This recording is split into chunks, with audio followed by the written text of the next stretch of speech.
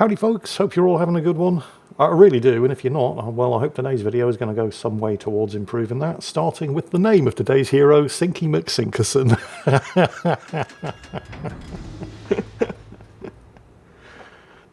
You see, you've been having a terrible day, and you've already got a smile on your face. Well, this is the man himself. In this Tier 9 domination battle here on the Faroe Islands map, in the technically Swedish, even more technically German, but actually pan-European, Tier 9 battleship, the Karl Johan. This is a what if Sweden had bought one of those uncompleted battleships that Germany wasn't allowed to keep after World War I. As you can see, he's running the brisk skill, which boosts his speed the longer he remains undetected. It has a top speed of 30.5 knots, and yes, I know he's doing 32 at the moment. He's got the brisk skill activated, which gives him an extra 3 knots. And 30.5 knots isn't entirely unrealistic for a First World War German battlecruiser. I mean, they typically reach speeds of about 28, which of course is why the Royal Navy pushed for speeds of 32 knots in their own. And yes, battlecruiser rather than battleship, because this thing is armed with 305mm guns. These are 12-inch guns, which was the typical German large-caliber armament of the First World War. Unfortunately, at Tier 9, 12-inch guns are kind of low caliber even by the standards of other terribly armed Tier 9 battleships like HMS Marlborough. On the bright side, it does have 12 of them, and they do have a fairly fast reload. But that 305mm caliber means that they can only overmatch 21mm of plating, which basically restricts it to some extremely badly armoured light cruisers, or destroyers of course, but overmatch is meaningless against destroyers because if you hit a destroyer with an armour-piercing shell, it's just going to overpenetrate and only do 10% damage. So, hello, speaking of poorly armed battleships, what's that King George V up to? I mean, you can see what Sinky McSinkerson is up to. He wants to angle away from well, there's a large bunch of very angry-looking enemy ships over there, and he wants to be angled up before he starts engaging them. But the King George V, I mean, he's having a slow, Sinky that is, not the King George V. The King George V is paying no attention whatsoever. Got shots away against the Flandre. And they look pretty good. Actually, yeah, not bad at all. I mean, the accuracy of these guns isn't stellar. It's not bad. I mean, we're not talking Gneisenauer or anything here, but they're not the most accurate guns in the world. It's compensated for by the number of shots that you throw down range and the, I think, 25-second reload, which is pretty good. But the low caliber of the guns does mean that you're pretty much restricted to firing high explosive at just about everything. Except maybe enemy battleships at point-blank range that are giving you a nice big, flat broadside. Not because the high explosive shells are particularly good. They're not. They're not particularly bad, you know, they're fine, but just because the armour piercing is pretty bad. Oh, and don't be fooled in thinking that, like a lot of German battleships, this is a good ship to use a secondary build. It isn't. It's got a lot of secondaries. It's got 14 150mm guns and 12 120mm guns. Oh, enemy destroyer spotted. Shots out. Gonna get that sucker, if at all possible. And while it does have a lot of secondaries, and the range isn't terrible, it's just short of 7 kilometers. They don't have improved accuracy, they don't have improved reload. Sinky does have something of a secondary build here. I know he's definitely got manual fire control for his secondaries, but this is absolutely not a ship that you should really be investing captain points into a secondary build. There are far, far better places where you can spend those precious captain points. One thing that this thing does have, though, Swedish torpedoes rather than the German ones that you'd expect. And they are pretty good. They are stupidly fast with a speed of 86 knots. They don't do a huge amount of damage, but they have very good range, 13.5 kilometers. Oh, the team have just suffered their first casualty. HMS Cheshire has just fallen victim to the USS Missouri. Oh, Sinky's he's actually potentially in a very good spot here for raining down death and destruction on the Scharnhorst 43 here, which he's already taken advantage of. You can only get the front turrets on target at the moment, but the Scharnhorst is taking a battering. He's turning away though, so it's unlikely that those torpedoes are going to catch him, but he's got this island here on his port side perfectly blocking In fact, the Scharnhorst can't even see him. This is a very, very good spot. If he can just get the reload and more shots away. It looks like the Scharnhorst has decided he's had quite enough of that. So he's probably not going to sink him, but there is an opportunity to farm a respectable amount of damage. Oh, and he's hit him. And he's set fire. And it's had the effect of forcing that Scharnhorst out of the central cap circle, which is good. More good news, the friendly Izumo down at the south just scored a detonation. It's got to be a serious blow to morale. To the victim of that detonation, the enemy Admiral Hipper. Note, by the way, the contrast between the King George V over there on the port side and Sinky himself. One of these two battleships is taking advantage of cover, and one is not. You see, Sinky can only be attacked by one target at a time, because he's using the island, King George V. Oh, there you go. Yeah, some evidence of points invested in secondaries. Hey, you know, whatever floats your boat. If it's fun for you, go ahead and do it. These torpedoes are looking good. Unsurprisingly, the King George V, who wasn't taking any advantage of concealment or cover, has gone down, choosing to sit in open water in front of a whole bunch of very angry enemy houses. Sinky, however, is now in a bit of a tight spot, because that was one of the enemy destroyers, the Scania. My apologies to Sweden if I'm mispronouncing it. He cannot afford to sit behind this island and just wait for torpedoes, so he has to make a move. This is going to put him in harm's way, of course, as he crosses this stretch of open water in front of not just the Missouri, but potentially also the Flandre over there. But it's that, or risk eating a bunch of torpedoes, so this is definitely the lesser of two evils, although it looks like the Scania's torpedoes were on cooldown.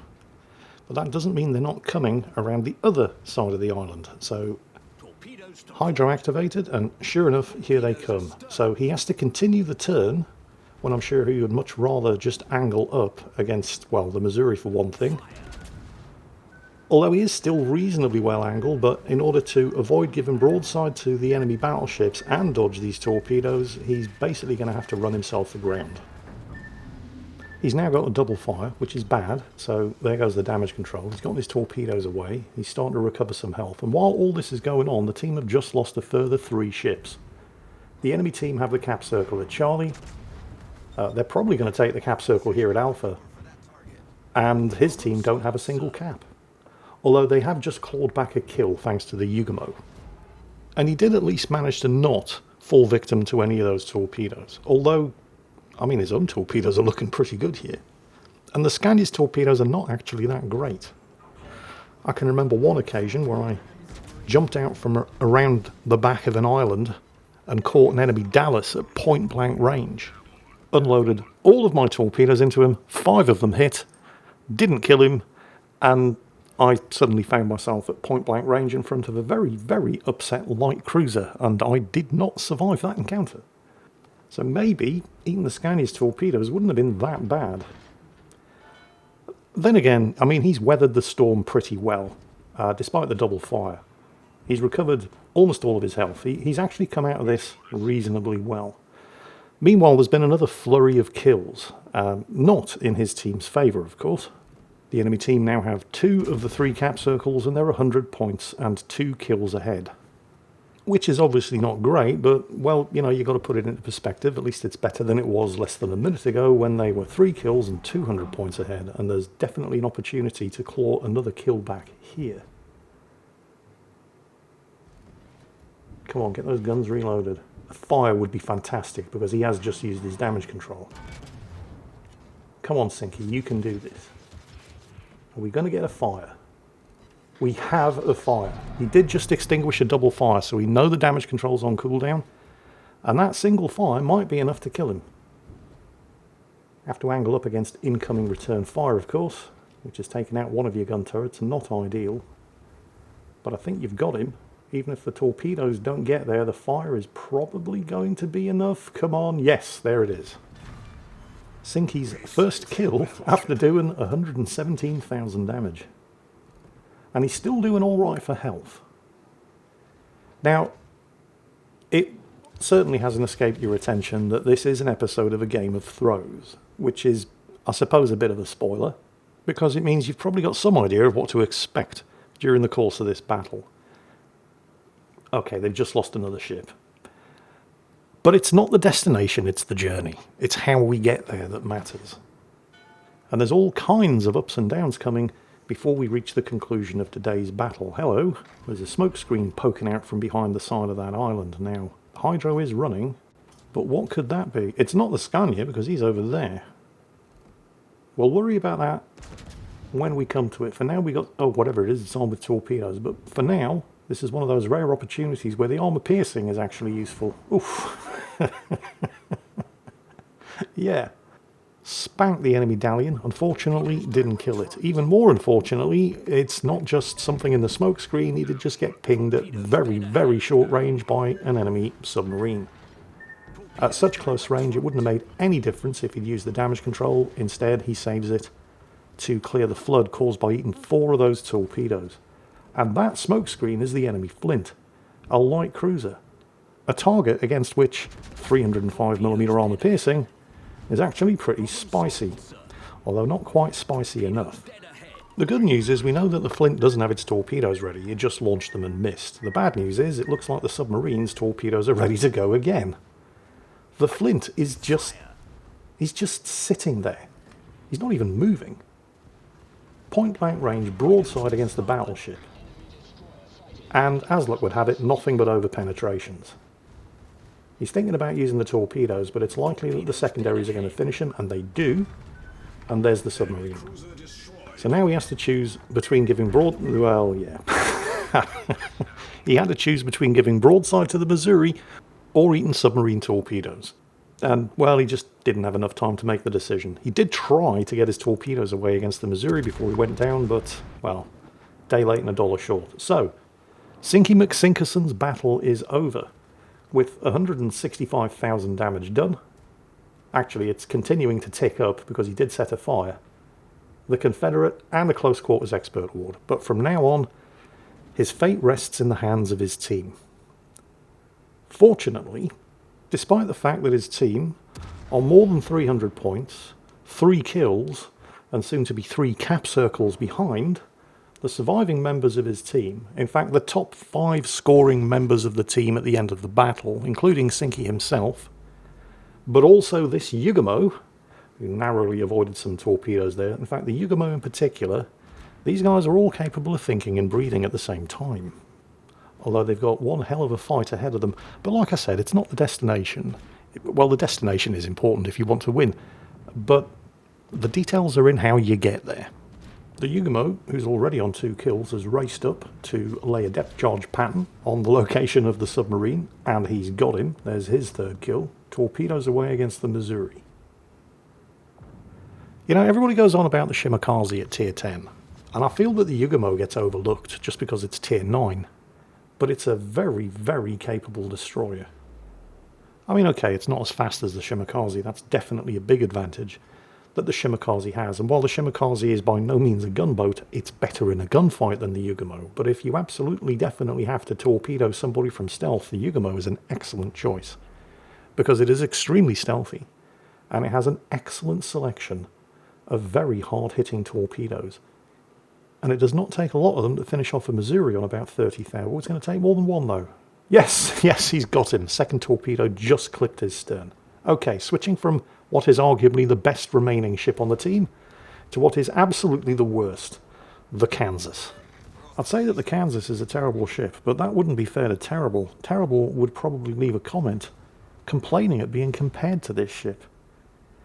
This Kansas is also in a terrible situation because he hasn't just found the Scania, although he is dodging the torpedoes because obvious torpedoes are obvious. He's also found the Kitakaze. And having to face off against one enemy destroyer in a ship as slow, massive and ponderous as this thing would be terrible. But he's having to fight for his life against 2. The fact that he only took 1 torpedo there is nothing short of miraculous. But, well, you know, obvious torpedoes are obvious. Check this guy out. This is just amazing. I mean, he's doomed. He may not even be able to take one of these guys out with him. He has the high explosive loaded. He's doing everything right. Unfortunately, he's in a Kansas, and this thing has a 40-second reload. And that's a Kitakazi withering him down with rapid-firing 100mm Japanese high explosive. He was flooding as well, of course, thanks to the Kitakazi's torpedo hit. He's also on fire. He's still dodging torpedoes like an absolute boss. I mean, look at this. Just, you know, I mean, he was doomed from the outset, but the fact that he's managed to survive as long as he has, while keeping these guys spotted, even though it led to his death, allowed the Riga over here to get the killing shot on the Kitakazi, eliminating what was easily the biggest remaining threat on the enemy team. It did cost them the Kansas, of course, but holy shit, what a performance. Oh, and the Yugamo just got his 4th kill, finishing off the Dalian with his guns, while also flipping that cap at Alpha. The Yugamo was absolutely the MVP in this battle, but the top 5 on the team all pulled their weight, including the Izumo here, who got that lucky detonation earlier on. He's now heading into the cap circle at Bravo. Needs to be cautious about it, of course, because, well, the Scania is still out there somewhere. Izumo does not have a lot of health, and battleships are very large and easy targets for destroyers with torpedoes. The Riga over here says that he's heading down to the cap circle at Charlie. Now, this Riga is going to catch some flack in chat from the Izumo down there, who does get a bit salty about his performance. And yet, if not for the Riga heading down here and taking shots at the Scania, who just revealed himself by shooting and trying to set a fire on the Izumo. From the rear of the Izumo, of course, perfectly safe. All the Izumo's guns are in the front, and he's well outside of the range of the Izumo's secondaries, but he's not outside of the range of the Riga's guns. So the Riga is actually the only ship on the team in a position to directly support the Izumo. And he very nearly gets the Scania. In fact, he might still get him yet, although he has gone undetected. Come on. Come on. And no. Well, that's unfortunate, particularly for the Izumo, who is very probably about to die and needs to get the Kano. Oh, Izumo on less than 300 health. Shots out against the Kano. Shots in the air from the Kano finish the Izumo off. The Izumo does hit him, but it does not kill him. They are now down to 2 ships apiece. The enemy team are still the only team that actually have a cap circle. They control the cap circle down at Charlie. The Riga has turned around now. He's given up, heading for that cap circle. And while the Izumo had a good stab at trying to flip this central cap at Bravo, it's the Yugamo who finishes the job. The Kano went undetected up to the north. He is reconquering the cap circle at Alpha. The enemy team are 300 points ahead. They're about to control 2 of the 3 cap circles, and there's less than 3 minutes of this battle remaining. The Yugamo, which is by no means a gunship, but knows that if he can catch that Scania, it's on low enough health that he can probably, almost certainly, take him in a gunfight. And it's paid off. Down there on the minimap. And he's got him. He took out the Scania. That just leaves the Kano. Now, the Yugamo is making a beeline for the cap circle at Charlie. Because even if he hadn't found the Scania and killed him, though he did, he would have still been in a position to at least stop the enemy team from gaining any more points by contesting and then taking the cap circle at Charlie. Now, as for that last enemy cruiser, he is not in a tough spot. There's a minute and a half to go. He's 300 points ahead. And he knows that all he has to do is stay alive for a minute and a half, and he's got this. Even if the Yugamo finishes the cap of Charlie, he's still far enough ahead on points to win. You can see the Riga changing course to intercept where he believes the Kano is going to run. Because the logical place for the Kano to go is up to the northeastern end of the map, and that's where the Riga is changing course to attempt to intercept him. And it's here where we get some revelations in chat. I mean, chat has been pretty funny, generally, throughout the course of this battle. At first, we've got Sinky saying in chat, if your Kano is smart, he can win it for your team. And I'm thinking, well, yeah, but maybe he might want to shut up about that.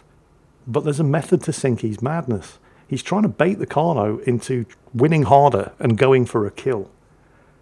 Here's where the Kano reveals, as well as his position, that he is actually drunk.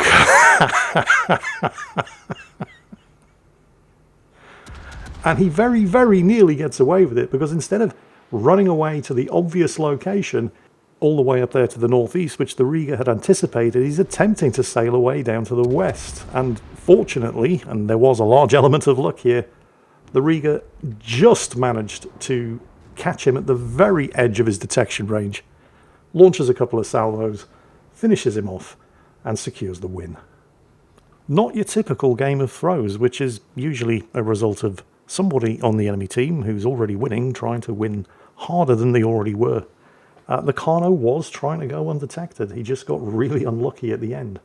Nevertheless, this still counts as a game of throws, given how far ahead the enemy team were. And if not for the top 5 scoring players on the team, all of these guys, the Riga, surprisingly the Kansas, the Ismo, Sinky himself, and of course the MVP here, the Yugamo, that would absolutely have been a loss. But, well, you know, would have, could have, should have, wasn't. As a result of which, I was very lucky to be able to show you today's amazing battle, courtesy of Sinky McSinkerson in the Tier 9 Premium Pan-European, although technically Swedish, although also technically German battleship, the Carl Johan. Hope you all enjoyed it, and as always, take care, and I'll catch you next time.